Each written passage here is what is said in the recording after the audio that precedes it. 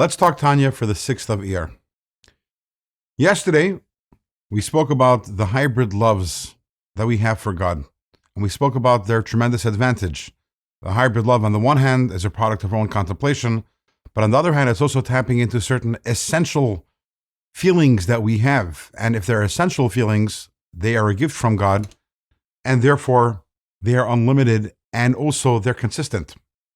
So the question then becomes, earlier on in chapter 43, we spoke about avas olam, developing a love for God simply by contemplating the greatness of God. As opposed to the hybrid loves, they're not about contemplating the greatness of God, they're about thinking that God is our life or that God is our Father.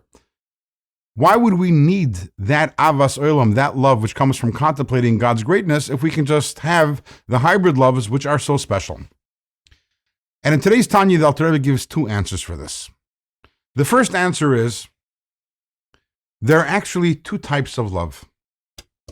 One type of love is a love which is characterized, it's like water. It's one of closeness. And the other one is a love which is a product of distance. It's like fire. In different places in chossid, the example that's given for this is the difference between the love between siblings, which is a tranquil, comfortable, serene love, which is a product of closeness, as opposed to the love between spouses, which is a product actually of distance, so different from each other. As they say, Mars versus Venus. And it is that distance which brings about an incredible passion, and a passionate love which is even greater than the love between siblings because of the distance. The same thing is in terms of our love for God. When I contemplate how God is my Father or God is my life, that is essentially me saying how close I am to God. And that's a certain type of love, which is nice. But when I contemplate God's greatness, what I'm essentially recognizing is how distant I am from God, how much greater God is than me. And the love that results from that is a fiery, passionate love. And that fiery, passionate love, there is nothing like it. In fact, in Shir Hashirim, the verse says, Rishafeha rishpe eish shalhaves yudke, which means that the neshama is ablaze with fire, a fiery love for God. And the next verse is, Mayim rabim lo yuchlu lachabes esa'ava unaharesh lo yishtafuha, which means that many waters cannot extinguish this love.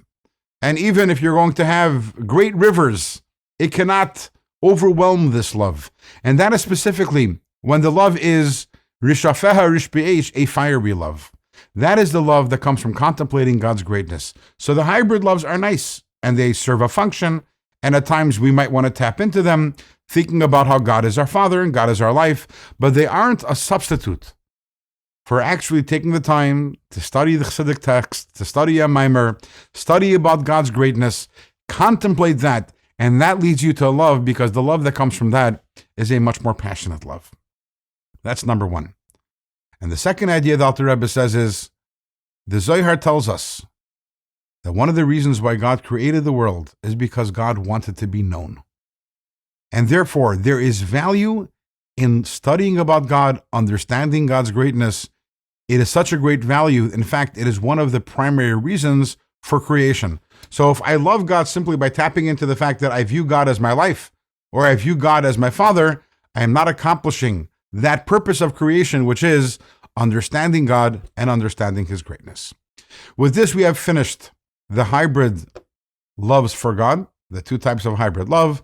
Tomorrow, we're going to be starting chapter 45, and chapter 45 is going to be yet another entryway to love for God, another avenue to arrive at love for God, and the entryway to that love, as we shall see, will be invoking our inner sense of compassion.